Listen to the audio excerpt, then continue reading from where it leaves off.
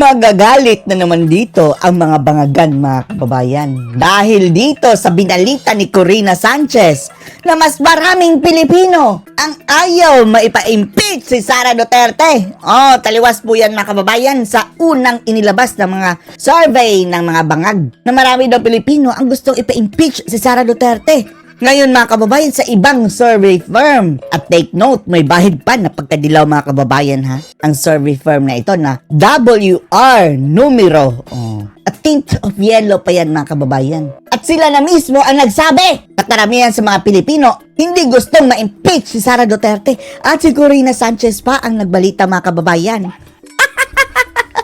Na ang asawa niyang si Marimar Rojas ay pinsan ni Lisa Admiral. Panoorin niyo po, ha? Hindi sang-ayon ang mayorya ng mga Pilipino sa impeachment ni VP. Bakit mo yun binalita, Corina? Magagalit si Admiral niyan. Oh. Nakita natin dito, mga kababayan, no, sa party sa palasyo. Baka hindi ka na maimbita. Sara, ayon sa survey, sa gitna ng issue, bumaba rin daw. Sabi siguro ng mga bangag, mga kababayan, sino survey yan? Sino survey yan? Di ba alam naman natin na lahat ng mga survey firm, mga kababayan, kakampi, lalong-lalo na yung Okta Research sa iyan. Yan ang bago Stratford eh. Yung Okta Research, mga kababayan, grabe, abot kisame talaga ang ratings ng Agba, mga kababayan, na Romualdez, dyan sa Okta Research. Yan din ang Okta Research ang nagsabi, mas maraming pro Marcos kaysa sa pro Duterte. O ibang survey firm ngayon, mga kababayan, WR Numero, nagsabing ay paborable kay Sara Duterte. Paano na yan? Baka gagapangin na naman yan, ha? Ang satisfaction rating ni PBBM. Ang detalye O bumaba pa ang satisfaction rating ni Ngagba, mga kababayan. the report ni Hannah T. Ang akla, mga kababayan, palakpakan, palakpakan. Nakatakda pa lang mag-convene ng impeachment court para kay VP Sara. At anong update na, mga kababayan, ni Cheese Escudero? Mukhang pagkatapos na daw ng election talaga, mag-uumpisa. Something sa July na. At ang mga bagong senador na ang maghuhukom, mga kababayan, kay Sara. Hindi na ang sentimiento ng publiko. Sa kabila nito, naniniwala ang ilang mambabatas na magbabago pa ang pananaw ng karamihan sa oras na umusad na ang paglilitis. Siguro doon masasabi natin at makikita at maliliwanagan. Ito talaga ang kanilang laging ini-interview, mga kababayan, Ay, Diyos me, yun ng mga medyang ito. Kung ano talaga ang laman nitong impeachment complaint. Batay sa WR Numero survey, WR Numero. May pagka-yellow pa yan sila, mga kababayan, ha, kahit hindi nila aminin. Tingnan nyo sa kanilang mga website. Mga posting nila, mga Rappler, something ganyan, nabasa.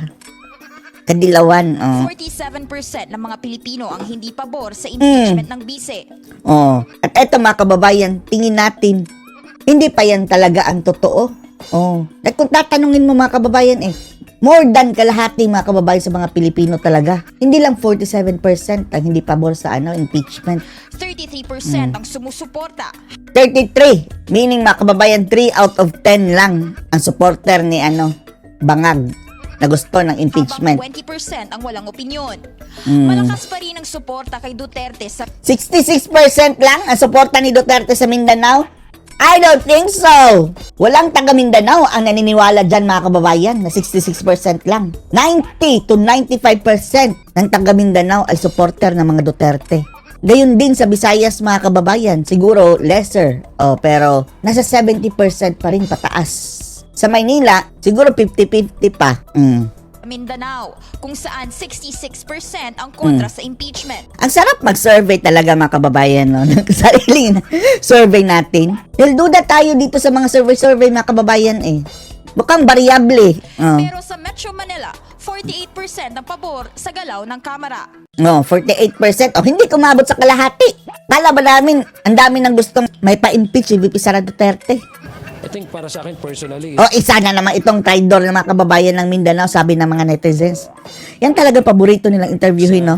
this service will only speak about how important Yung mga patrol cars nila, mga kababayan, na nilagyan ng pangalan nitong ungas na to. Pwede ba yan? the impeachment Kumakandidato? process to the people. Pero habang hati ang opinyon ng publiko, walang kasiguraduhan kung anong magiging hatol ng Senado. At for sure na, mga kababayan, yung mga bagong senador na ang tatayong huwis judge kay Sara. Sabi ni Kilay, mga kababayan. 53% ng mga Pilipino ang walang tiyak na opinyon sa impeachment trial. 34% naman ang naniniwalang dapat siyang mapawalang sala. 34% lang? Yan nga sabi natin, mga kababayan. May pagkadilaw pa yan yung survey firm na ito. Pero at least paborable pa rin kay Sara Duterte, mga kababayan. Habang 23% ang gustong mapatalsik siya sa pwesto. 23 na lang ang mga anti-Duterte. Bakit lumiliit ng lumiliit? Kailangan lang naman natin, gawin natin kung ano talagang Chihuahua! atas sa atin na responsibilidad ng naayon sa saligang batas. Malapit na ba rin ito sa basurahan, mga kababayan, ng kasaysayan? Dahil mukhang matatalo na yan. At habang inaantabayanan ng impeachment, Eto na si Ngag-Ngag, mga kababayan. laban sa Administrasyong Marcos, batay sa survey. Mula 45% kasi. 30 na lang! 31% na 30 na lang ang kontento kay Marcos, mga kababayan. 3 out of 10. Sa Mindanao, mga kababayan, 1 na lang sa bawat 10.